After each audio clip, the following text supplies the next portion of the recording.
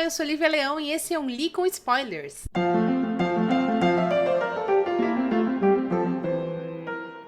A trilha sonora de hoje é patrocínio do iFood e suas motos com escapamento aberto. Então, por favor, se vocês ouvirem um motociclista passando, juro por Deus, ele não está dentro da minha casa. O programa de hoje é uma continuação do programa de segunda-feira, que foi a review do Cemitério, de Stephen King. E hoje, como vocês sabem, é o programa em que eu conto o livro inteiro. O livro em questão tem por volta de 350 páginas e a gente vai saber exatamente o que acontece nesse livro, e eu vou ainda fazer mais algumas notas sobre o Stephen King que eu acabei esquecendo no episódio passado. Mas então vamos lá, como é que começa esse livro? Esse livro conta a história do Louis, da Rachel, da Ellie, do Gage e do Church. Louis e Rachel são casados, eles têm 2 filhos, que é o Gage, de 1 aninho, 2 aninhos, e a Ellie, que não lembro se é dito exatamente, mas eu aposto aí os seus 5, 6 aninhos, e o Church, que é o gato da Ellie, que é um gato já adulto, tá?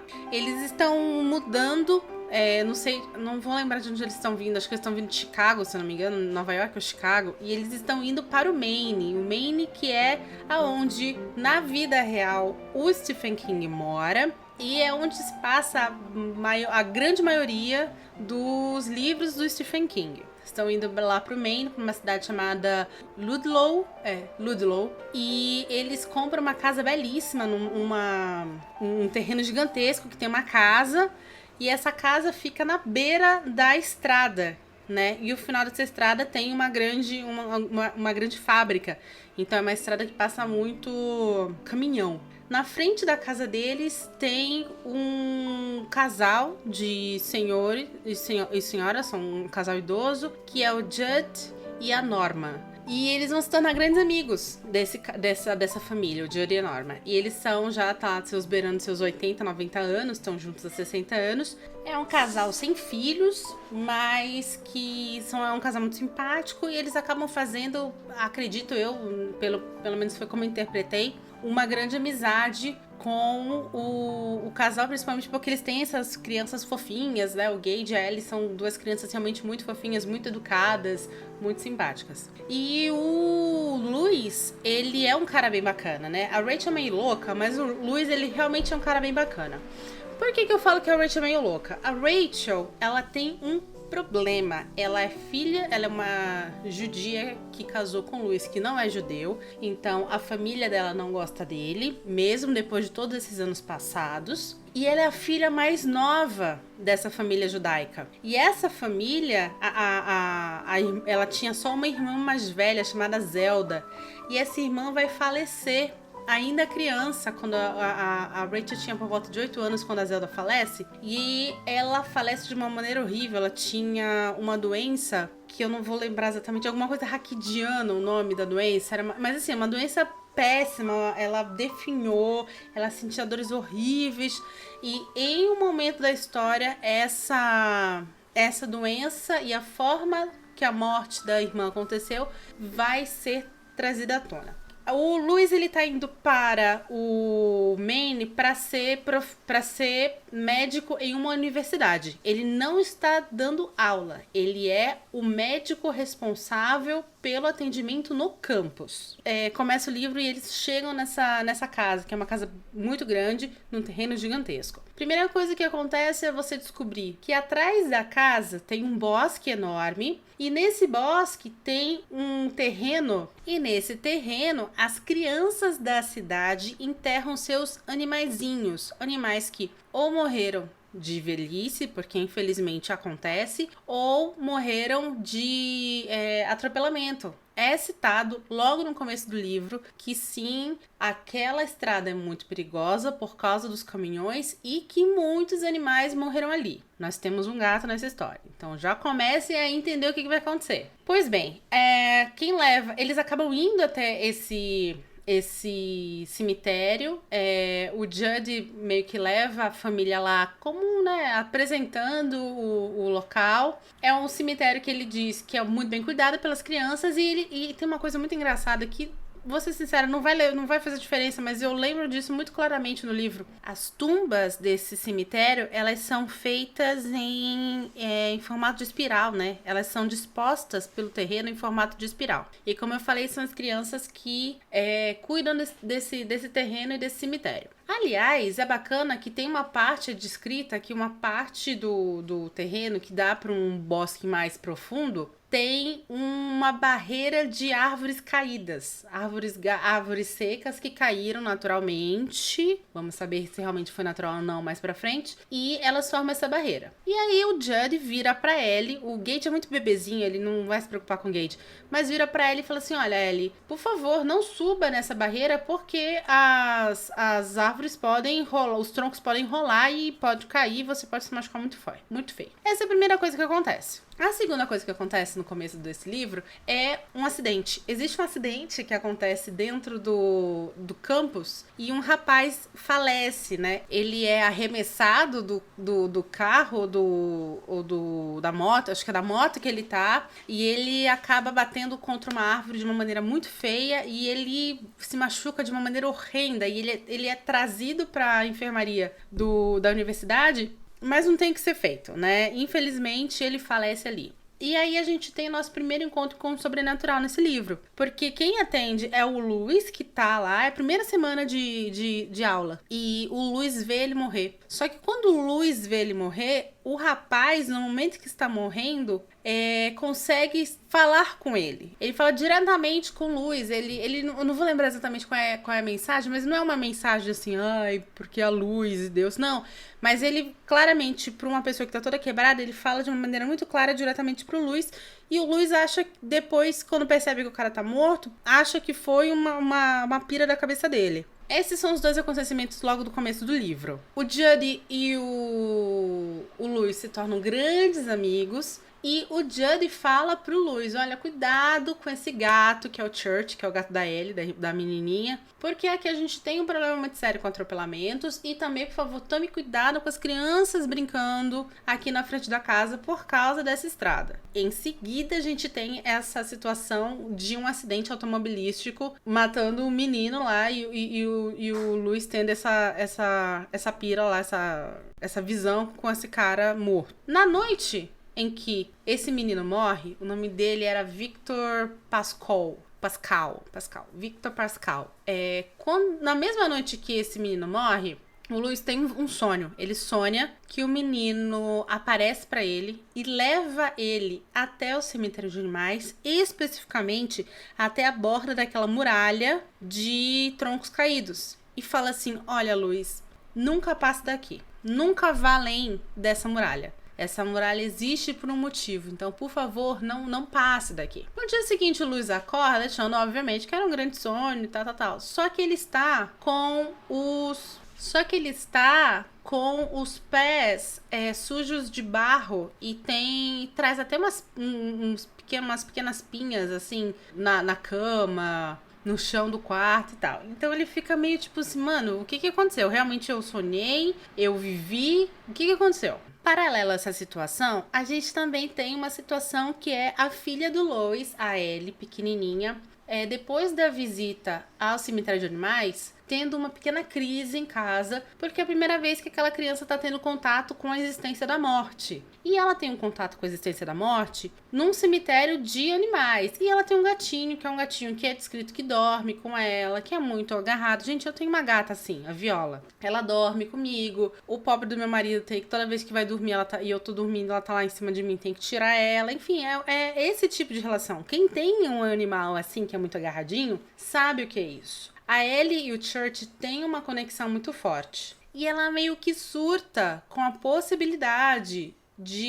do gatinho morrer um dia. Porque ela é uma criança, ela não entende esse tipo de coisa. E aí o Lois tenta explicar pra ela que, infelizmente, né, a vida, nascer, crescer, se desenvolver, morrer e babá, essas coisas que qualquer pai ou qualquer mãe que esteja passando por uma situação dessa do filho ou da filha descobrindo a morte, vão ter que explicar. A Rachel, que é a esposa, tem um ataque ataque. E ela, tipo, fala pro Louis, olha, eu não quero nunca mais que ela se aproxime daquele cemitério, porque e ela verbaliza isso durante o livro. A morte não é uma coisa normal, a morte não é normal morrer e tal. Por que a Rachel tem isso? Lembrei, ela teve a irmã dela teve uma meningite raquidiana. E por que a Rachel fala isso? Porque a morte da irmã, da Zelda, foi algo muito, muito violento para ela. Ela conta pro Lois em um momento da história que ela tinha 8 anos, a Zelda era um pouquinho mais velha, devia ter os seus 13, e ela tava de cama há muito tempo já, sentindo dores horríveis. E ela percebe, aos 8 anos de idade, que a irmã tem um pequeno sistema de vingança para com uma família que tem pessoas que são saudáveis. Então, por exemplo, a mãe falava assim, filha, você quer fazer o xixi? Porque ela não conseguia levantar, então tinha que ter ajuda pra fazer xixi. E a Zelda falava assim, não, tô de boa. E aí, 5 minutos depois, mijava na cama. E é assim, e aí a Rachel fala que criança, ela conseguia perceber um certo brilho sádico na Zelda, como se a Zelda passe a família, culpasse não, mas tivesse uma pequena raiva da família por a família ser de pessoas que estavam super andando e super sendo saudáveis e ela não. A morte da Zelda vai acontecer em um momento em que é Páscoa judaica, os pais saem de casa para ir visitar uns amigos, um casal de amigos, e deixam a Rachel, de 8 anos, cuidando da irmã, porque, né, são pais fantásticos. Como eu falei, família é uma benção na vida do ser humano. E aí o que acontece é que a Zelda, ela tem uma crise, ela se engasga, a Rachel tenta virar ela de lado, mas não consegue, e ela acaba falecendo. E aí, essa menina, essa Rachel criança, ela experimenta 3 emoções misturadas que, para quem já perdeu um ente querido, e principalmente para quem perdeu um ente querido de uma longa doença sofrida, é muito comum sentir, que é o alívio pela morte daquele ente querido, a dor da perda pela morte do ente querido e a culpa por ter sentido alívio pela morte. Isso, gente, eu já vi acontecer em várias situações. Você vê alguém que você ama passar por uma doença muito longa, muito dolorosa, que destrói o corpo da pessoa, transforma a pessoa num farrapo, numa sombra do que um dia foi. É impossível você não sentir alívio por você e pela pessoa no momento do falecimento. E quando você é criança, você não consegue entender que é normal isso. Então você mistura culpa, alívio e dor pela perda. Isso, obviamente, vai criar uma mácula nessa criança e vai transformar a Rachel numa pessoa que não sabe lidar com a morte. Em nenhum caso. O livro vai crescendo, vai se desenvolvendo, vai sendo contado histórias, até que chega um momento em que a Rachel e os filhos vão para passar ação de graças lá na casa dos avós. E o Louis não vai, porque então fica muito claro que a família da Rachel, que essa família é super legal, né?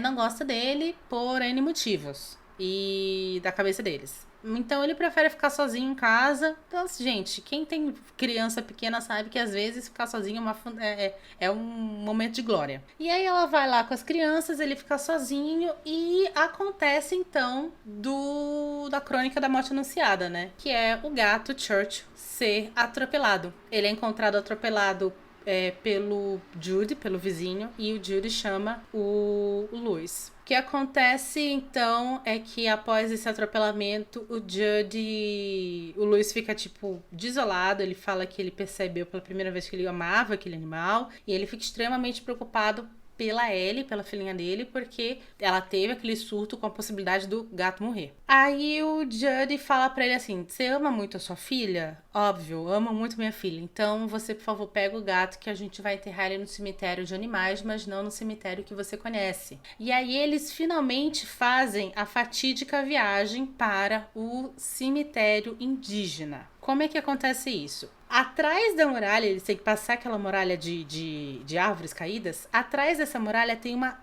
trilha que leva a um cemitério mais alto. É um anexo ao cemitério de animais, bem no fundo do bosque, da floresta. E supostamente ali era um cemitério de indígena. E aí vai o Lois pergunta pro Jory agora, ele fala assim, enterra aí, põe essas pedras aí em cima do túmulo do gato e vão embora.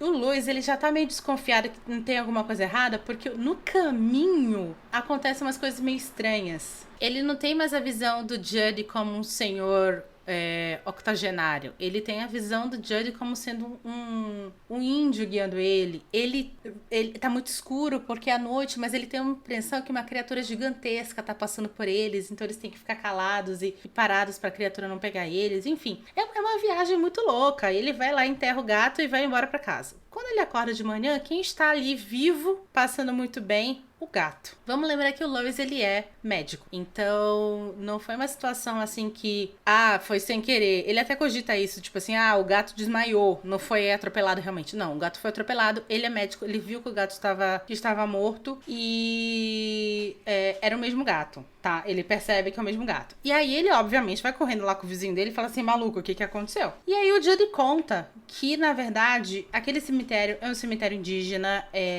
não normal. Ou seja, os Mimacs, que era o povo indígena lá daquele cemitério, eles desenvolveram gosto por carne humana. E aí eles utilizavam como desculpa a lenda do Wendigo, que era uma criatura que toca a pessoa e a amaldiçoa. Não sei realmente se essa lenda é real.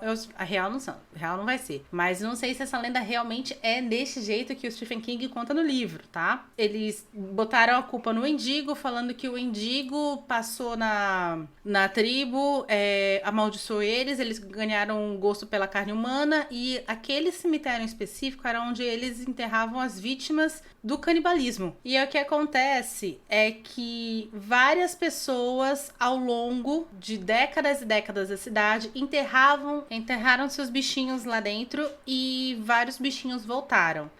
Inclusive o próprio Judd enterrou um cachorro lá, o cachorro voltou. E assim, tirando um touro, sim, foi enterrado um touro lá dentro também. Todos os animais que eram enterrados voltavam apáticos, voltavam como se fossem mortos-vivos, zumbis, mas não zumbis à la Madrugada dos Mortos, do Zack Snyder, ou à la Extermínio. Eram zumbis no estilo clássico de George Romero. Eu achei o máximo isso, porque o Judd, ele vai contar isso bem depois, né? Tipo, levou o cara enterrou o gato, e agora o cara vai ter que conviver com aquele gato ali, né? Enfim, o gato, ele volta realmente diferente. Ele não volta um gato agressivo nem nada com a família, mas ele volta, assim, um gato que antes não era caçador, agora é. Ele tem, sempre dito o cheiro de lama e terra que ele tem, que é uma característica dos outros animais que foram ressuscitados. E a menininha, quando ela volta de viagem, primeiro assim, ela liga no dia seguinte desesperada porque ela sonhou que o gato tinha sido atropelado. E a gente tem aqui, então,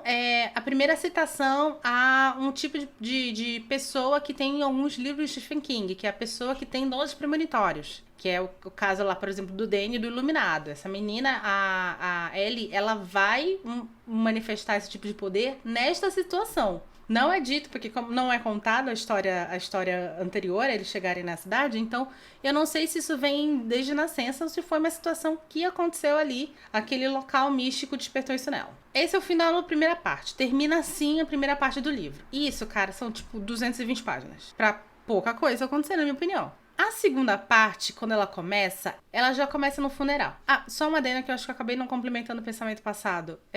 A menina, depois que ela volta de vez pra casa, ela percebe que tem alguma coisa errada com o gato, mas não pelo comportamento dele, e sim pelo cheiro. E ela deixa de querer ele muito perto dela. Aliás, todo mundo meio que deixa de querer ele perto dela. Enfim, a segunda parte começa já no funeral. Já no funeral de uma grande tragédia que aconteceu.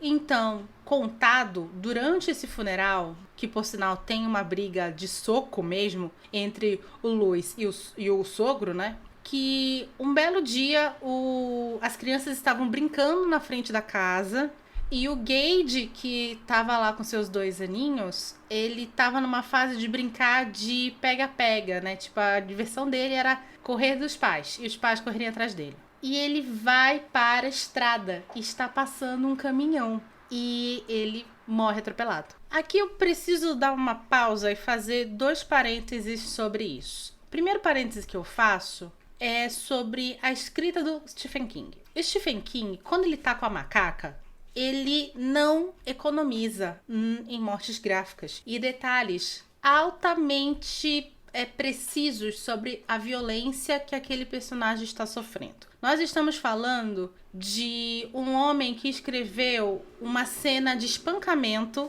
de um homossexual por um grupo de homofóbicos em It. Nós estamos falando de um conto dele onde ele passa 5 páginas descrevendo um estupro que o menino de 10 anos sofre de um policial. Então, assim, ele é um cara que quando ele tá afim, ele vai fazer você imaginar e visualizar muito bem aquela situação violenta. Ele não faz isso com essa morte. Ele vai concentrar essa morte na memória do pai, que tem 2 pontos. O primeiro ponto é o Louis correndo atrás do Gage, mandando ele parar enquanto a Rachel também grita. O Louis se jogando na direção do garotinho e tendo os dedos roçando na roupinha dele, mas não conseguindo segurar ele. E as roupas da criancinha na estrada, né? Ele fala que primeiro ele encontrou um sapatinho, depois ele encontrou o boné sangrando, cheio de sangue, o casaquinho revirado do lado avesso, outro sapatinho. Ele não fala realmente sobre o menino. Existe uma citação de que o menino, que a criança quase foi desmembrada, mas é só isso. É a única citação que tem em uma boa quantidade de páginas. Então ele realmente foi muito comedido. O que eu não tô falando que é uma coisa boa, porque às vezes a imaginação humana completa as coisas com coisas muito piores, assim. A sugestão é uma coisa, é uma arma muito poderosa na mão de quem faz terror. A segunda nota que eu faço sobre essa situação é que esse livro é de 84. O Stephen King, em 1999, sofreu um acidente onde ele foi atropelado. Ele mora no Maine, perto de uma estrada, e ele tinha a mania de fazer longas caminhadas no acostamento da estrada. E uma van, um cara bêbado, vem e perde o controle da van e atropela ele. E atropela ele de uma maneira muito feia, ele quase morre, ele fica 9 meses prostrado numa cama, uma coisa horrível. Ele fala muito, muito sobre isso, sobre o processo criativo dele, antes e depois e durante esse acidente, num livro dele que é meu livro favorito depois de It, chamado Stephen King on the Writing. No Brasil veio Stephen King sobre a escrita. Que é ele contando basicamente sobre o processo criativo dele, sobre como ele teve as ideias e fazendo sempre um paralelo de situações da vida dele para o que aquela situação trouxe e acrescentou na criação daquela história. É um livro que eu particularmente indico muito para pessoas que gostam do processo de escrita, que já escreveram e tal, porque realmente é um dos melhores livros do Stephen King. Tem, parece que outro livro dele chamado Dança Macabra, mas eu não vou confirmar realmente se esse é o nome, que ele também fala sobre as obras da cultura pop que influenciaram obras dele. Então esses 2 livros dele são bem bacanas, porque é um autor falando pros seus leitores, né, de uma maneira mais íntima. Enfim, aí fechando parênteses aqui, voltando pro cemitério. O que acontece depois disso é o Louis tendo várias ações que levam a crer que ele vai enterrar o Gage, o filhinho dele, de 2 aninhos, assassinado, morto, né?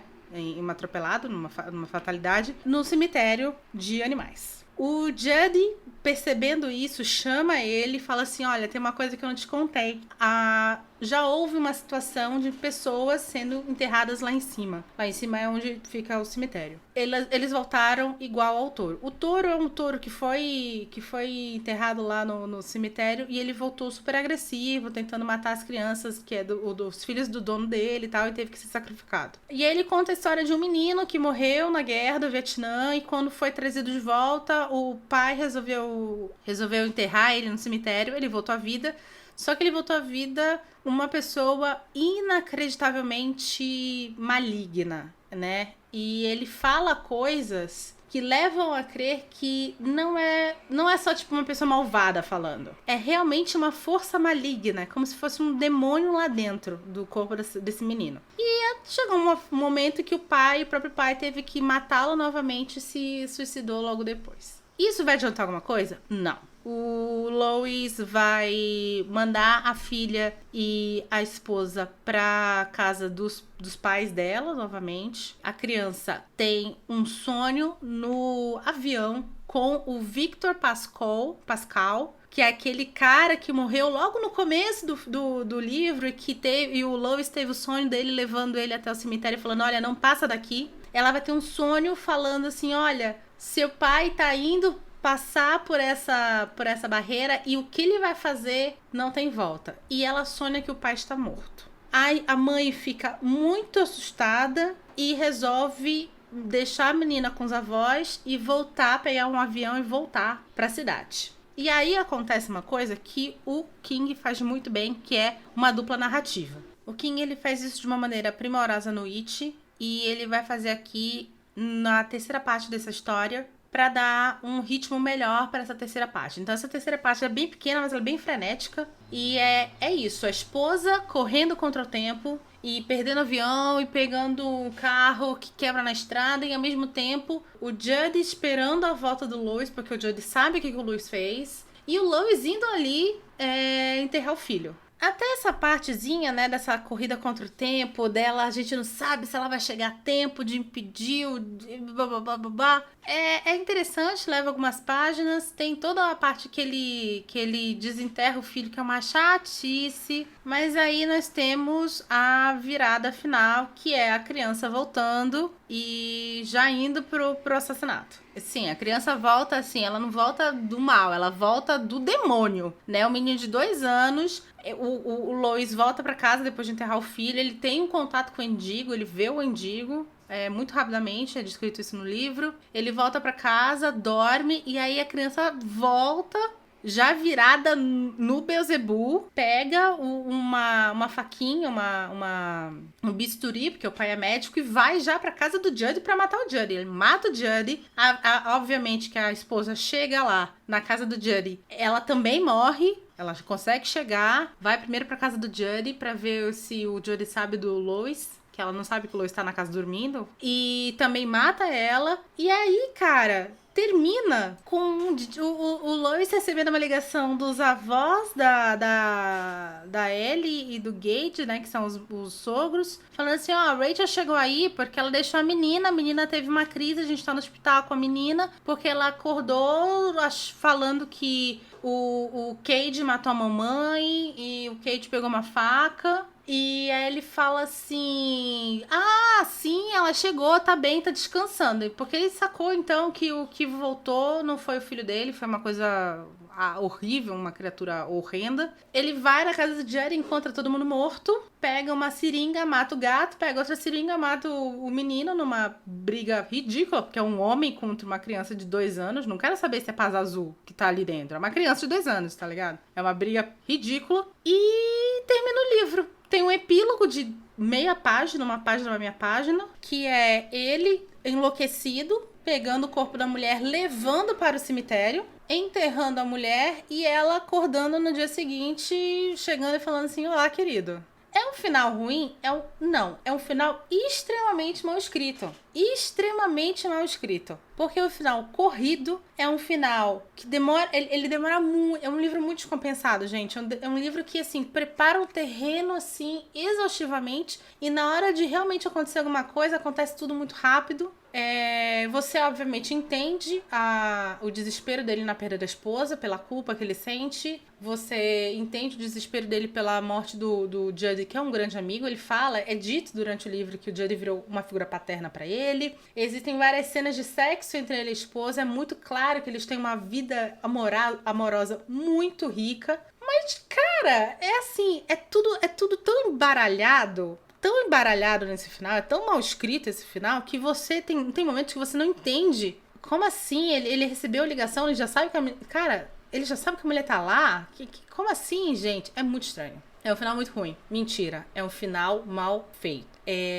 Isso significa que o Stephen King é ruim? Não. Isso significa que o Stephen King, que escreveu em 1984, muito provavelmente sobre efeitos de drogas, Pet Sematary, escreveu muito mal. Tanto que 2 anos depois, ainda sobre efeitos de drogas, ele vai escrever a obra-prima da vida dele chamada It, que é uma obra-prima. Antes disso, ele já tinha escrito Iluminado. Então, significa que foi um livro que eu não sei se foi dedo de editor que acabou falando assim, não, esse livro tá muito grande e corta aí, não sei o que foi. Mas é um livro muito descompensado. Stephen King tem um livro que pra mim é a perfeição da escrita coesa, que é Misery, que é o Louco Obsessão no Brasil. É o cúmulo da escrita coesa. Esse livro, ele não tem uma gordura. Cada página, cada letra, cada frase é muito bem colocada e perfeita. Então, assim, é a prova de que até os melhores autores vão fazer alguma merda, vão escrever alguma merda. E, mais uma vez, esse livro não é ruim. O final deste livro é mal escrito. Tem uma piada, eu acho que no It capítulo 2, que é um dos personagens vira um roteirista muito famoso, e é dito que esse roteirista não sabe terminar os seus filmes. As suas obras nunca tem um final legal. E durante muito tempo, o King era conhecido por isso, né? Que as obras dele não tinham bons finais. Eu acho que pra mim, isso não é verdade. Mais uma vez, eu li vários livros do King que tem finais fantásticos. Rose Maiden, It, Eclipse Total. Os contos dele são muito bons. Misery, Louca Obsessão.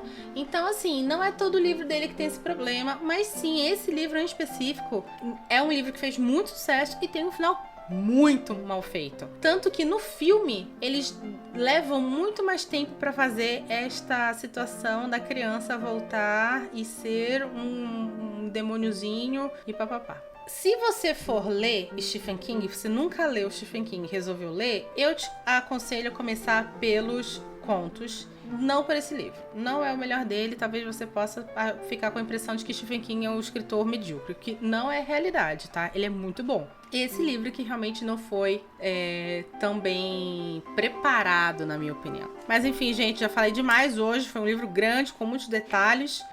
Muito obrigada por ouvir esse episódio. Lembrando que os episódios com spoiler vão ao ar toda quinta, sem spoiler toda segunda, no Spotify. E se você não tem Spotify, você pode ouvir eles de graça num dia anterior. O com spoiler na sexta e o sem spoiler na terça. Meu nome é Lívia Leão. Esse foi o Li com Spoilers. Muito obrigada!